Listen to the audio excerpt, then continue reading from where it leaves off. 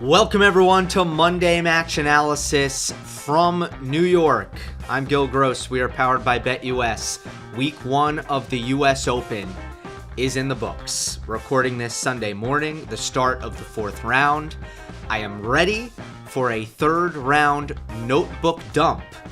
And again, for those who don't know, I have been working for US Open Radio daily. That has been my main focus, which means I have not been watching whatever match I want to watch. I have not been sitting in front of my TV and taking a ton of notes on a lot of these matches, and it changes the way that I can do analysis and that I can do this show. But I do hope that this format is enjoyable in its own right. So I'm going to go through a ton of topics. I'm going to talk Djokovic. I am going to talk a little bit of Shelton Tiafoe, although I really missed most of the 4th and 5th sets, which were the crucial sets in terms of Francis winning that match. I was at Fritz Comesaña. I'm going to talk about that. I was at Madison Keys, Elise Mertens. I'll touch on that. Nakashima Musetti was one that I got to take in. Tommy Paul, Gabriel Diallo. I enjoyed that. It was courtside for almost all of that one. De Minaur last night was De Minaur versus Dan Evans. I'll talk a little bit about Demon. The one after that was Kalinskaya taking on Beatrice Haddad Maia, and I will cover what went down in that match as well. And then at the very end, I just want to look at some draw stuff, particularly on the men's side, because things have been shooken up, to say the least. But let's start with Djokovic. 4-set loss to Alexei Popyrin. This was one of those that I did not watch. I was at Armstrong. I always am at Armstrong for the night sessions. Now I'll be at Ashmore for the night sessions because there are no more Armstrong night sessions for the rest of the tournament. So my setup is I'm watching the match on Armstrong. I'm listening to the match on Ash. I'm listening to the radio call, which is our broadcast. And I also have a TV screen in front of me that is showing the ESPN feed, which was, of course, on Djokovic.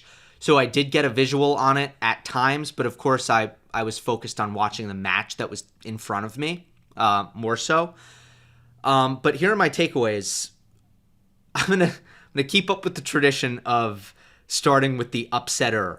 So let's quickly start with Alexei Popyrin, but I don't have that much to say. I thought this was an average Alexei Popyrin performance. Popyrin's a good player, but he clearly didn't do anything out of the ordinary. From what I saw, he could have played a lot cleaner on his forehand. He could have made more first serves, but he does bring really big weapons to the table. He will push you around with that forehand. It is a big, big weapon. He seemingly stayed solid enough on the backhand that, he really allowed that shot to be the shield that he needs it to be. He came up with some big serves. But the biggest thing is he's done enough now this year that, he had belief to close the deal. He probably could have used some of that in Australia when he played Novak. Really good chance to go up 2-1.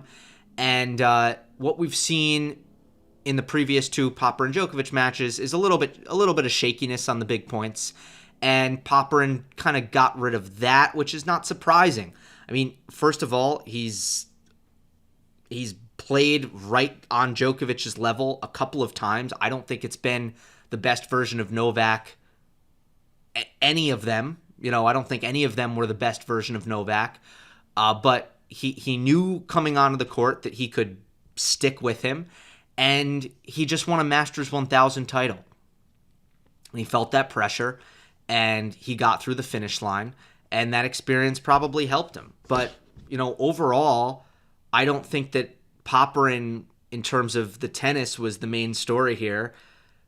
Djokovic was vulnerable from the very start at this tournament. He never looked good, and you were waiting for him to kind of, maybe after the first couple rounds, to at least get better and better every match, and that didn't seem to happen. But I guess my overall point is the way Djokovic was playing, Alexei Popyrin didn't need to do anything extraordinary to win. He just needed to be the really good player that Alexei Popyrin is and not get too tight. And that's the key. He didn't get too tight. Let me start with the more pragmatic angle on Djokovic, which is the serve. Because this is the part that's less theoretical. There's other parts that I think there are more questions than answers when it comes to Djokovic. Here's a part that's very, very concrete. Novak served horribly, and he is not at a point in his career, certainly not on a hard court, where he can serve that badly and get away with it. And that wasn't always the case throughout his career. He didn't always need his serve to beat Alexei Popyrin at the US Open, or an Alexei Popyrin type, but it's not optional anymore. So what happened in the first round and the second round, Djokovic set career lows in first serve percentage. He's below 50% in both matches. And then against Alexei, I'm actually going to pull up the stats right now, it was not as low with the first serve percentage, which was mainly masked by the fact that he went on a hot streak when it came to making first serves in one small portion of the match. But for most of the match, his first serve was not consistent. And he said he had a different career high, or a different, career worst. It wasn't career worst first serves in, which ended up being 58% for Djokovic. It was the same for Popyrin, by the way. But he hit 14 double faults in a 4-set match. No matter what tournament it was, no matter what form Djokovic was in with the rest of his game, I don't think that Novak's movement at this point in time can accommodate that kind of serving. Plain and simple. He made the Wimbledon final. His serve was deadly. He won the Olympics. His serve was deadly. He came to the US Open. His serve was maybe the worst we've ever seen his serve in at least a very long time. Movement didn't look right either. And this is where there are a lot of different questions that I want to throw out. Why did he look so off balance? Why did he look uncomfortable on the run? You start with the knee question, which I didn't think would be a thing at this US Open. I mean, the knee should theoretically get better, but how come he wasn't sliding into his drop shot retrievals? How come he looked off balance when he was moving to his right on the forehand? Mike Case and Mark Woodford on the call, they didn't think the movement looked right. They thought there was some knee stuff going on. Well, if it was better at the Olympics, why did it go backwards? There's a couple of theories. I mean, maybe it was the hard courts and it was okay on the clay, but he started having some issues when he got on the hard courts, which are markedly tougher on the knees. So maybe it was still residue from the meniscus issue. There was a rumor going around, or there is a rumor going around, that Novak tweaked his knee playing a pickleball exhibition over the weekend. I don't know if that's true. I don't know if it's not true. Or maybe the movement has hit a bit of a wall due to age. Because all in all, throughout the season, it hasn't looked great most of the year. There have been way more instances where Novak has not looked as sturdy and he has not looked as quick. And this was another one of those things. Now, the last thing to cover is the emotional side of it for Djokovic. So serve was bad. That's really the technical weapon that he wants to lean on. Movement didn't look good. Knee didn't really look right. It's a little strange. You don't really know why, but okay. You don't know why for sure. You might have theories. Then the last thing is the emotion.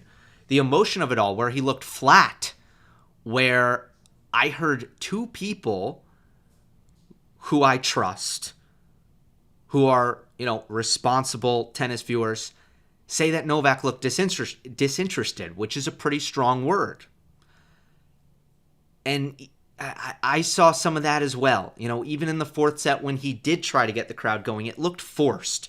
It looked very much like what I saw at the Australian Open and Indian Wells and in the lead up to Roland Garros, until Roland Garros, where I thought he kind of flicked it on.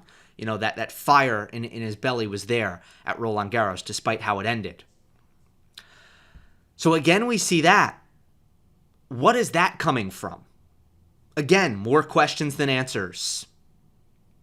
Is it because the body doesn't feel right and the game doesn't feel right, so he loses belief? Is it a loss of belief and then he shuts down as a result? Is it not wanting it badly enough? Because he's having trouble kind of firing himself up, which would be a result of coming off of the great accomplishment that is the Olympic gold that he coveted his entire career. Did he have trouble emotionally, getting up after that? Oh, and I forgot one when it comes to the knee and the movement. Was his training too light after the Olympics? And that was the big question that I had coming into the tournament.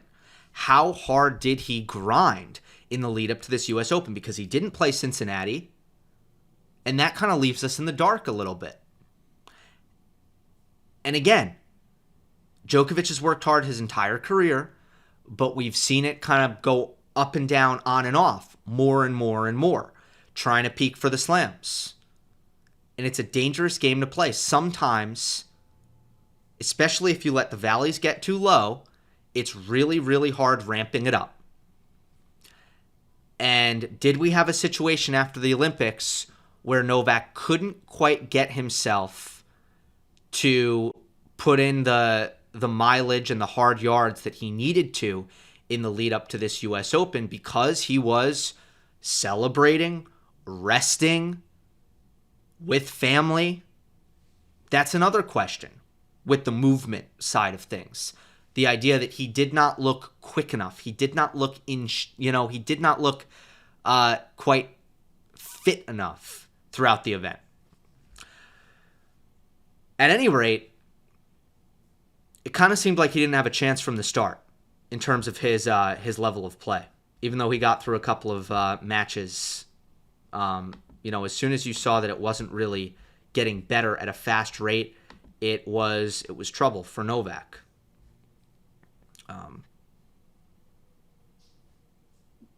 And I'm talking about, of course, the Radu Albot win, the Laszlo Djere win. They weren't all that convincing. All right, let's move on. Shelton Tiafoe is the other match at Ashe. I actually was inside Arthur Ashe Stadium for some of it. But then come sets 3 and 4, that's really where I had to kind of go away from it. Shelton's serving variance impressed me in the first 3 sets. Shelton's forehand consistency shocked me in the first 3 sets because I just haven't really seen it out of him all year. And I know that part kind of turned around. And that there were some big moments where Shelton lost the discipline on his forehand and even made some attacking errors in green light situations on the forehand. And that's kind of what I've seen from Ben all year. Like, I just want to see him more reliable when he's attacking with the forehand, because for most of the year, it's felt like I don't trust it. He might come up with the goods. He might come up with even a spectacular forehand, but I've never felt like the reliability is there this year. And I was really surprised with how Ben started the match through the first 3 sets because he was playing pretty clean for Shelton by his standards. But when Foe went down 2-1, I knew that it was going to be difficult for Ben to win the match. I I wasn't sure who was going to win, don't get me wrong, but I knew it wasn't going to be like last year. I remember last year's match so vividly. It was an epic third set tiebreak where the fearlessness of Ben Shelton was the difference maker. And we saw once again the fearlessness of Ben Shelton make a huge difference in another third set tiebreak where he went from 6-0 to 6-5. He lost 5 points in a row on the verge of an enormous collapse. And he hit, 143 on the first serve? He hit an ace? 143? Are you kidding me? This is what is different about Ben Shelton. This is the unique aspect of his mental game. That he can be on the verge of a monumental collapse, and he's like, yep, I'm going to hit my fastest serve of the match here. That's the trust. That's the fearlessness that at times can look like foolishness. But he wins the third set tiebreak. Last year, Francis, in a completely reversed psychological dynamic, emotionally wilted in the fourth set. He lost at 6-2. He was not himself. It was a really bad showing from Francis mentally in that fourth set last year. And I think he was shell-shocked. I think he expected to win that match easier. I don't think he ever expected to be down in that match. And I think he was thrown off and a little bit shaken by the fact that the Arthur Ashe crowd was for once not behind him. And was for once Ben Shelton was the orchestrator in that arena. Completely destroyed Tiafoe. And the fourth set was a bad showing. Lessons learned.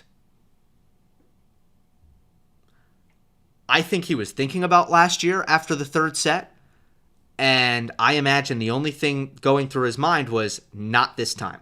Lessons learned. So mentally, and mental is always so important for Francis. It is. I like to cover the between the line stuff on the podcast. I like to get technical. I like to do tactics. I like to do some technique, but it's always so mental for Francis. You just knew that he wasn't going to roll over this time because of lessons learned from last year. But then, he's the more disciplined player, Tiafoe is. He was locked in on the return. And I think he played a lot cleaner down the stretch. And I think his decision-making was a lot more sound down the stretch. Those things seem to make a big difference. But it's hard for me to account for the details, the particulars of what went down in sets 4 and 5, I will admit. All right, so let's move on. And now I'm going to get to more matches that I did take in more of. I want to start with Taylor Fritz against Francisco Comesaña. I got to get a good look at Comesaña. I had watched his match against Rublev at Wimbledon. That was mainly where my familiarity was coming from. It was good to watch him more. And his forehand is great and his movement is great. He actually reminds me a lot of Flavio Cobolli. He reminds me a ton of Cobolli. His backhand is clay courtish, meaning it doesn't really go through the court. He has good topspin on it, but it's a slower ball. It offers up more time.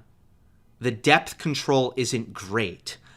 And Taylor Fritz is very good at identifying a pattern and executing a blueprint to kind of go to over and over again. And in this case, it was, I don't think Comesaña can defend his backhand. No, let me not say defend. I don't think Comesaña can remain unattackable on his backhand. So I'm going to get to that wing, and I'm going to attack off of that wing. And by the way, the adjustment for Comesaña, and he'll get better at this, and he'll learn, he moves backwards too much on the backhand. He hits open stance too much on the backhand. Everything is kind of, all of the body weight and the positioning is passive. when he actually steps in, moves forward, closes his stance, I actually think he hits his backhand pretty solid. But I think because of the clay court sensibilities, he's used to kind of playing from further back and hitting a higher, spinnier, like cross-court backhand, and just it wasn't working in these conditions. And I think it's a pretty easy fix, but he needs to work on getting a little bit more compact and moving his weight through the backhand a little bit more, not being so quick to, lean back on open stance backhands or move back. I'm not saying he's off balance necessarily. It's not off balance. It's passive balance, which I just made up just now. It's instead of moving forward, or instead of like hitting a solid close stance backhand moving through the ball, it's kind of like I'm going to wait for the ball to come to me and almost loop the ball with like a slight backwards lean. Very clay courtish of him. Taylor took advantage. Taylor volleyed really well. I talked to him after the match about it. And he said a lot of stuff. I won't share all of it. But he said Komasanya is so fast that I knew I needed to come forward. Not only is he so fast, but he plays a lot of slice defense. He floats a lot of balls. But if you stay back, he's going to reset the point with his slice defense. Taylor said, I knew coming into the match I had to come forward. His volleys were tremendous. I think he was 23 for 29 at the net. Now, all I could think about was, wow, that sounds like Lorenzo Musetti. And I wonder, and if I got a 30-minute podcast with Taylor, that would be my next question. But since I only get 2 or 3 questions with these guys after the match, I have to limit myself. My question would be, did you come in with the same mindset in the quarterfinal against Musetti? Not to turn it into a negative. Anyway, so it was great to see Taylor volley like that. I've seen a lot from Fritz in this tournament. I've seen some really great returning against big servers, including with the block, with the Continental Grit. And I have seen now some really great volleying to go along with all of the other regular things that Taylor Fritz does well all the time. He's looking awesome. Monday Match Analysis is powered by BetUS Sportsbook and Casino. Over the course of the second week of the U.S. Open, one of the most exciting times in the sport, there's no better place to get some action down than BetUS. And currently, BetUS is offering a 125% deposit match on your first 3 deposits up to $2,000. Please gamble responsibly and don't harass the players. I do want to shout out the Nakashima-Musetti match on Stadium 17. I don't have a lot of really interesting things to say about it, but I enjoyed it maybe more. I saw the 4th set of it, and I enjoyed that set of tennis maybe more than I enjoyed any set of tennis all week long. It's my favorite. It was my favorite 30-minute patch of tennis because of the environment, because of the crowd, because of the setting. I love Stadium 17, especially at night. Because of the emotions of it all, because of what it meant to Brandon Nakashima, because it was a crazy 4-love comeback. Nakashima down 4-love, double break 4-love. And he didn't throw in the towel, even though he was up 2-1. Even though he could have said, all right, this set's done and dusted. Let's start to think about the 5th. No, he stayed right in it, right there. The level-headedness of Nakashima is pretty otherworldly. It really is. I was impressed that he didn't get tighter down the stretch of that. That was another impressive aspect. Lorenzo Musetti, he went off the boil a little bit. Now, I have seen Musetti, he's an emotional guy. I have seen Musetti get demoralized before. I have seen Musetti get discouraged, start to look despondent. That I have seen. I have never seen Musetti furious. I've never seen him so full of rage at the tennis he was playing. So, look, Musetti has said that he's changed mentally since mean, he's honestly pointed to the birth of his son Ludovico in March. And as far as the incredible summer that he's had, obviously there are things that he's done on the court, but he's talked about how it's changed his mindset. He's a different guy out there. Well, okay, if you're a different guy out there, what's changed? And you don't want it to look like this. Obviously, we're talking about a loss, but he wants it really, really bad. And it went a little bit too far this time, where he lacked a little bit of composure and he lost some discipline in his shot selection. But it's a new one. I've never seen Musetti like that. He is more fiery than he's ever been. So it's good to see. I think in the long run, and it's proven to be this summer, it's a good place for Musetti's mental game to be.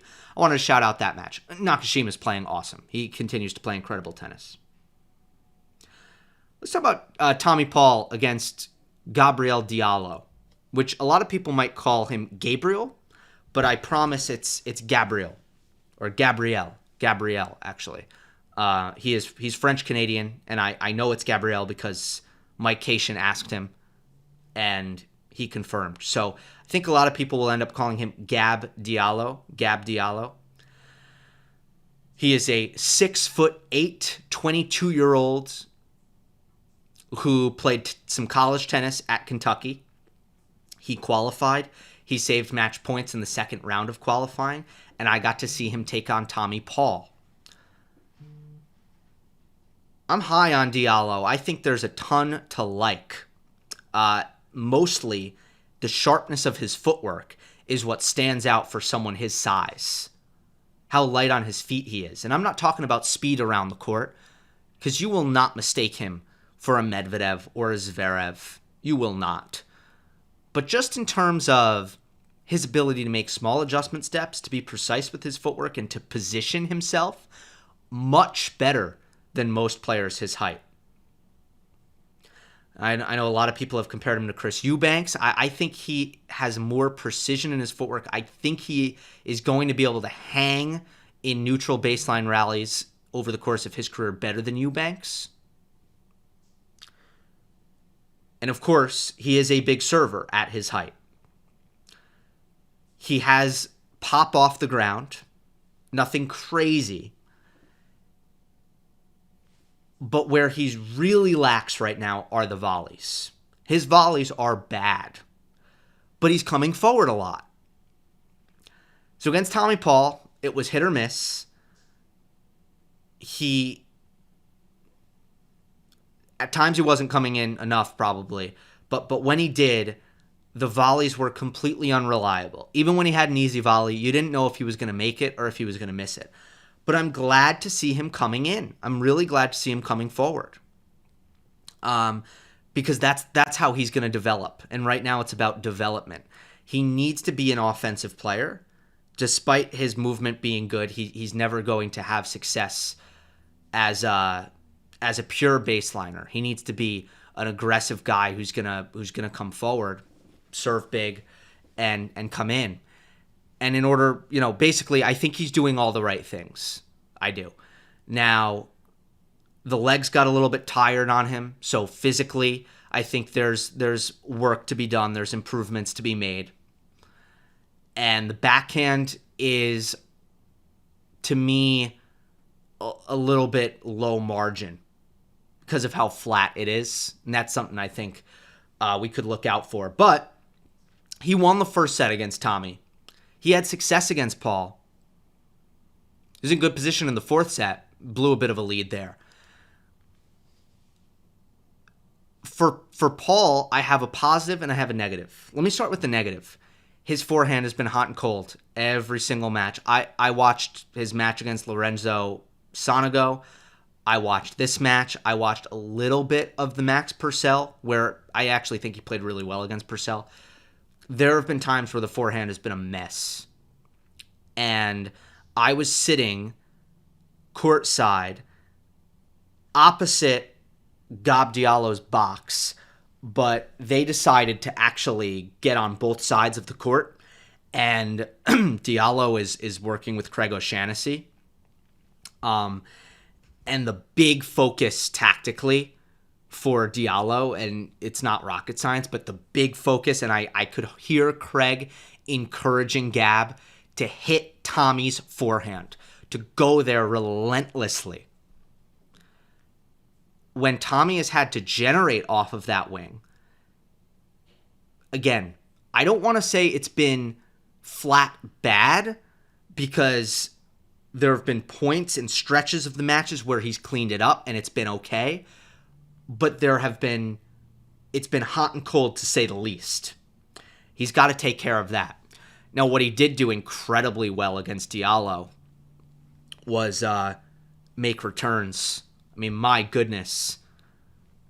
As far as absorbing serve pace, I don't think I've seen it done much better than what Tommy did. The backhand return is Paul's stronger return. He is so good at keeping the take-back compact, makes solid contact, so stable off of that two-hander. So he's always had a great backhand return. Forehand return is usually the place to go, but he has gotten really good at the block. I think he's worked on it very hard with Brad Stein, and it's gotten to a point where that block return is money. He does not miss very often on it. He's got good hands, soft hands, and that helps off of that. I truly believe that that's one of the areas where soft hands come in handy. But the big problem for Diallo in this match is he had to play behind his serve almost every time. Nothing cheap. Nothing. He does not have the physicality, the consistency off the ground, or the reliability at the net to be able to withstand a guy who is getting all of his serves back. That's what we saw in that match. It ain't happening on the Challenger Tour. I guarantee you that. Diallo serving the way that he served on the Challenger Tour, the serve is not coming back. But Tommy Paul, different beast. Now let's go to the de Minaur Dan Evans match last night, fresh in my memory. This was one that ended in a physical deterioration. I don't know how much of it was like a wrong step that Dan Evans took and he injured himself, or how much of it was the body quit on him because there's too much, mileage from the first round match. Obviously, played the longest match in U.S. Open history in the first round against Karen Khachanov, 5 hours, 35 minutes. He was able to recover, actually winning straight sets in his next round against, who did he play? Mariano Navone. Played two good sets, two competitive sets against de Minaur, who he was 3-0 against lifetime on tour. More on that in a moment. And then, start of the third set, I think he hurt his hip, and he couldn't move for the rest of the match. I think, did he lose 0-0? I think he did. Some members of the crowd actually got on him, which I was very upset about. It's totally out of bounds. Dan Evans should have had a standing O for not retiring, if you ask me. Not booze. But that's besides the point. The physicality decided the match, which is kind of ironic for Alex de Minaur coming into the tournament, because we thought it was Alex who was going to have physical question marks. So I want to follow up on de Minaur, and I do want to talk about some of the things that I saw before that injury happened, which is a very aggressive version of Alex, playing really big on the forehand. I remember in the first set, the winners were 18 for de Minaur, 6 for Dan Evans. Could you imagine? Could you imagine a Alex de Minaur, 18 winners in a 6-3 first set? 18 winners to 6 for his opponent. He was really trying to hit big forehands, come in on Dan Evans' backhand. Everybody does that. De Minaur is such a good volleyer. We've covered this at length. And he wanted to really beat Dan to the punch and get in before Dan could get in. That was the game plan. And I think from a physical preservation standpoint, the added weaponry has been great for a Demon. But the fact that he's able to do it, and he got pretty sloppy on the forehand in the second set. He made a lot of attacking forehand unforced errors. So there is a downside to it. I'm not going to act like there's not. But ultimately, it continues to be a net positive. How about the backhand slice as well? I cover this all the time, but it was so evident last night. When you're playing Dan Evans and he's knifing low, biting cross-court slice, so much of the time the best option is for you to slice it back. de Minaur used to not have a good backhand slice. He didn't use it very often. And now he looks so comfortable trading backhand slices with the best in the business in Dan Evans. So comfortable. So he's able to remain unattackable off of that short biting slice. Whereas in the past, he might lift up a double-handed backhand and get attacked off the next ball.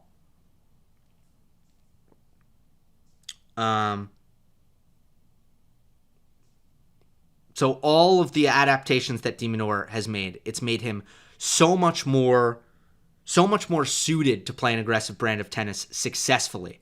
That's what we saw last night. And he turned around the head-to-head.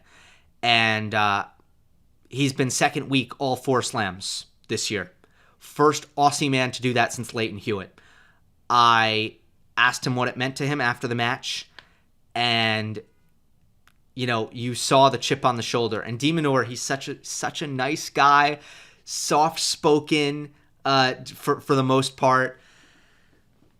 But he will remind you. And he said this to me afterwards. He said, a lot of people thought that my career had stagnated. A lot of people thought that I was never going to be able to do this. So, he carries that with him. I did not ask him, hey, Alex, talk about your doubters. I just said, congrats on making, second week, all 4 majors, first to do it since Hewitt. What does that mean to you? Or, how proud are you of that? And he said, this is what I've been working for. And then brought up the fact that most people didn't think he could do it. So, chip on the shoulder mentality. Demon has it in spades. The night match last night was Anna Kalinskaya against Beatrice Haddad Maia. Kalinskaya got off to a quick start. The majority of Haddad Maia's errors came right at the start. And then at 2-love, I think it was 2-love, there was a drop shot by BHM that... No, the drop shot was from Kalinskaya, sorry. And Haddad Maia scooped it up, but kind of popped it up. But then Kalinskaya, on what should have been an easy put-away, got thrown off by the spin and missed the ball completely and said, wait a second, that's not up. There's no way she got to that. They go to video review. The U.S. Open has video review. And I think they got it wrong. They slowed it down, they blew it up, and they still got it wrong. I believe that it was the same thing that Draper did. I think that it went off the bottom of Haddad Maia's frame into the court and therefore had topspin, which doesn't make any sense. That shot should have backspin. Unless it hits the court, it should have backspin. And they have to look at that and be better moving forward because that can't happen. I can't believe they got it wrong. I don't know what else to say. Unfortunately, Kalinskaya didn't show a lot of resilience. And as much as I feel bad for her in that situation, does not excuse what we saw from her afterwards. Does not excuse it. It's 1 point. It's a tough pill to swallow. She was still leading in the match, by the way. You have to get over it at a certain point. And I don't know that she ever did. You got to be more resilient than that. That is fragility. I'm sorry, it is, because the effort from Kalinskaya was really poor from that point on. Haddad Maia I have so much respect for her. She is such a machine in terms of her consistency, her depth of shot, her shot selection. I think is so admirable. She's one of the players who I think a young juniors can watch and try to model their shot selection around her. She's so calculated.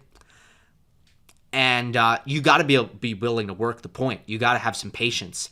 Kalinskaya had no patience for the rest of the match. And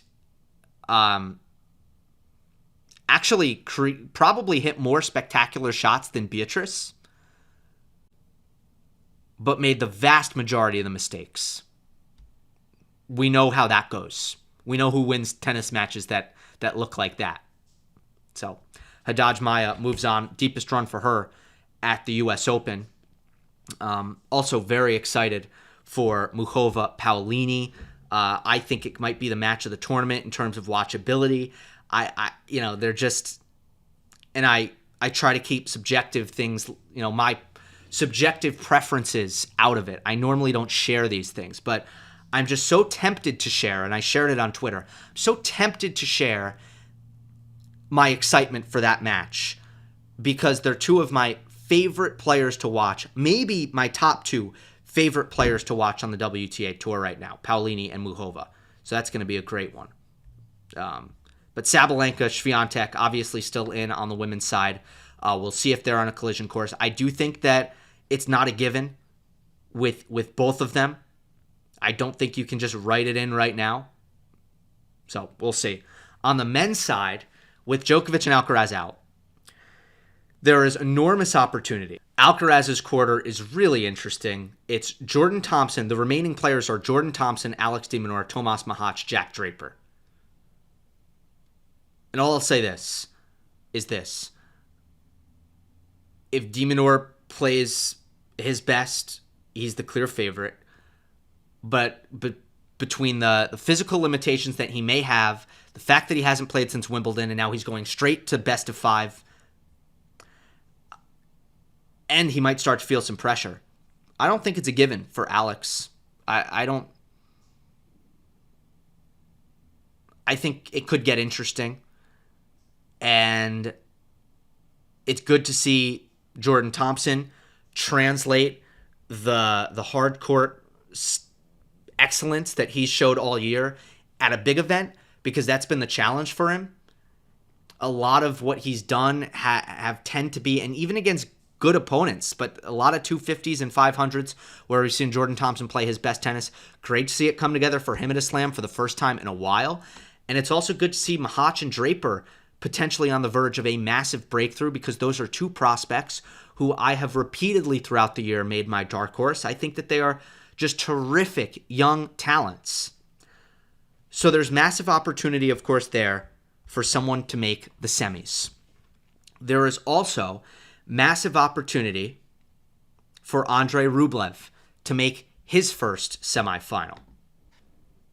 I mean, what is he looking at here? I'm going to pull up the draw because I'm a little bit fuzzy on exactly what the answer to that question is. Well, he just started against, honestly, by the time this is posted, you guys will probably know the result of this Rublev-Dimitrov match. They just started. But Rublev and Dimitrov, massive opportunity with Tiafoe, the winner of Tiafoe Popyrin, awaiting in the next round. I do think it'll be Francis.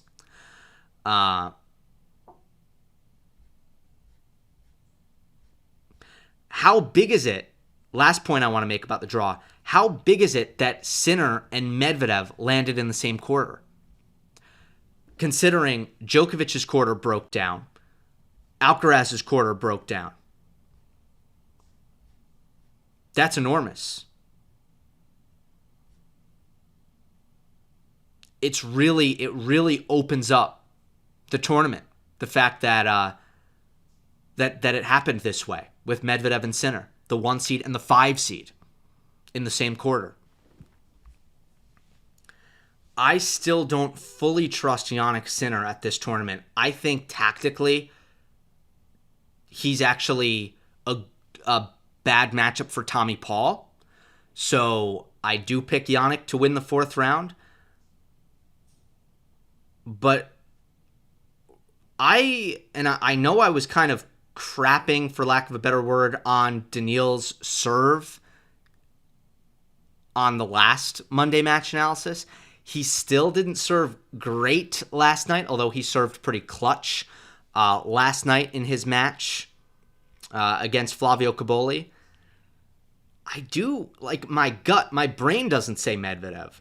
My gut kind of says Medvedev right now as the favorite. But I'm not going to do formal predictions until the semifinals are set. And then I'm going to re-predict, because obviously my finalist is out, my champion is out. Once we hit the semis, I'm going to redo my predictions. All right? That'll do it for today. Thank you to BetUS. Hope you enjoyed. Don't forget to subscribe. I will see you next time.